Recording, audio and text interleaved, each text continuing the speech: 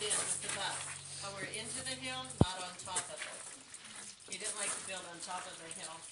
The little room at the end of the carport was designed to be a small storage room.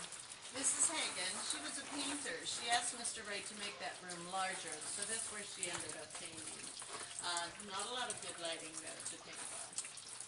I want you to notice the shape to each stone column underneath the carport. Triangular. These shapes you cannot get away from, so you'll have to try to count a lot of triangles throughout the home. The lighting inside and outside also takes on the triangular shapes. There's one here, there's some back there. And look where the little triangles. That's where the rain comes down. Yeah. Instead of gutters, we have triangles. What a neat idea, huh? But anyway, this is a Usonian home. Are you familiar with the term Usonian? All right, it is a Frank Lloyd Wright coined word. It meant United States of North America.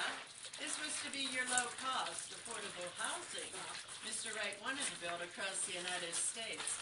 Well, this is not typical here. This would be a grand Usonian. He built the first one in 1936, Madison, Wisconsin, for the Jacobs family. That home cost $5,500 and around 1,200 square feet. Well, our home here was designed to be 1,200 square feet.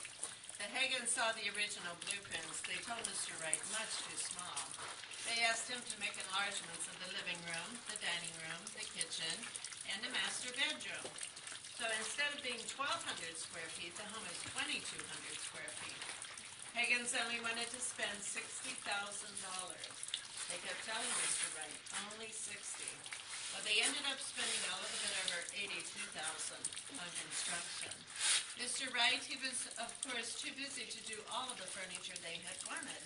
He only did the build-ins and 2 freestanding pieces.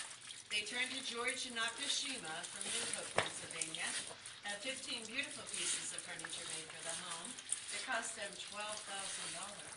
They took the Nakashima.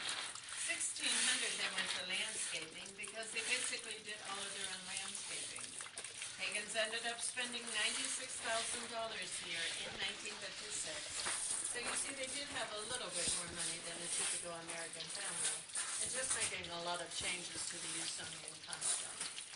But Mr. Wright's commission was 10% of the total cost, which would have been $9,600. And the home is 2,200 square feet instead of 12. So, well, anyway, we're going to follow this little pathway over here. You will not get wet, maybe a drop on your head as we